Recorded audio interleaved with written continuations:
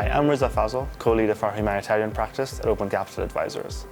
Our goal is to develop new solutions for displaced communities that are innovative and market-driven so that they don't just benefit refugees today, but also ensure that we can include them into economic win-win solutions going forward as well. As a Kenyan, I know personally how important this is and how large a challenge this is to experience in these communities. The numbers say it all. More people are forced to flee than ever before. 100 million people globally, and 30% of that in sub-Saharan Africa. At a meta level, the refugee experience is also evolving. It's increasingly becoming much more urbanized. And yes, while we have large segments of refugees in camps and settlements, we also have a growing trend towards out-of-camp refugees. These are settled in rural areas surrounding camps, but also increasingly moving towards large townships, secondary cities, and larger cities as well.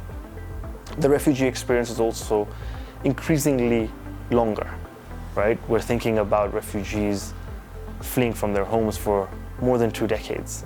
On average, it's 20 plus years for refugees to be away. And really only 2-3% of refugees are returning home on an annual basis, and probably less so as well in these markets. The refugee experience as well is unsurprisingly youthful, with 50% of refugees below the age of 18.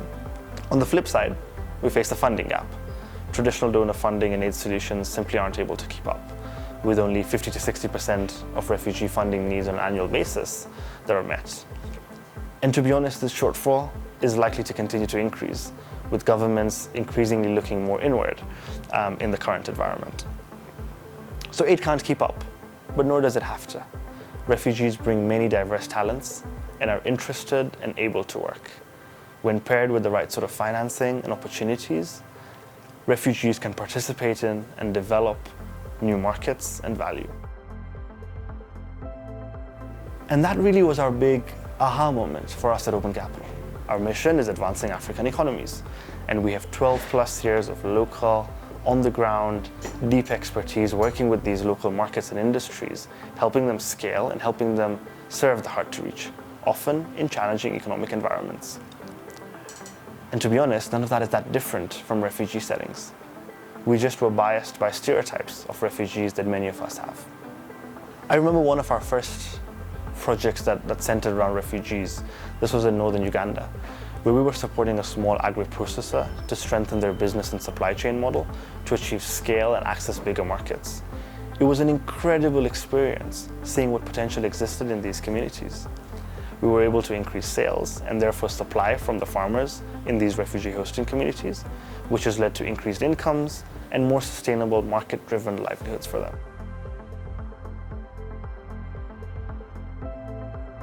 Since that first project, we've done many more and developed a broader approach that we hope can contribute to a significant shift in Africa and beyond.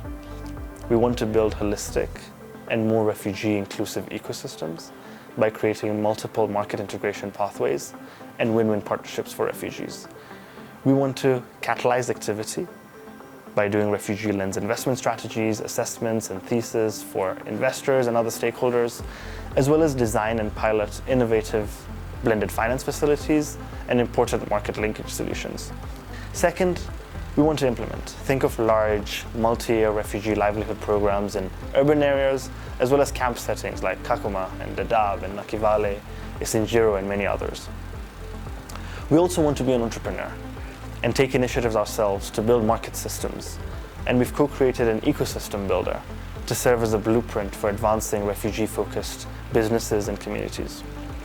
We've already had the opportunity to do all three, working across refugee-focused sectors and markets, from education in Ethiopia to FMCG and beauty in Kenya, and textiles and agriculture in Uganda, and many others as well. So taking all that together, looking ahead, this work is more important than ever. And I'm more excited about the outcomes we can all see if we succeed. We're already planning several broader partnerships for 2023 and beyond, building on the areas above, and are trying to share learnings wherever possible. The need really is urgent. When we think about climate change and conflicts, health pandemics, food security, right? All of this forces us to urgently figure out more innovative, more sustainable solutions for these displaced communities.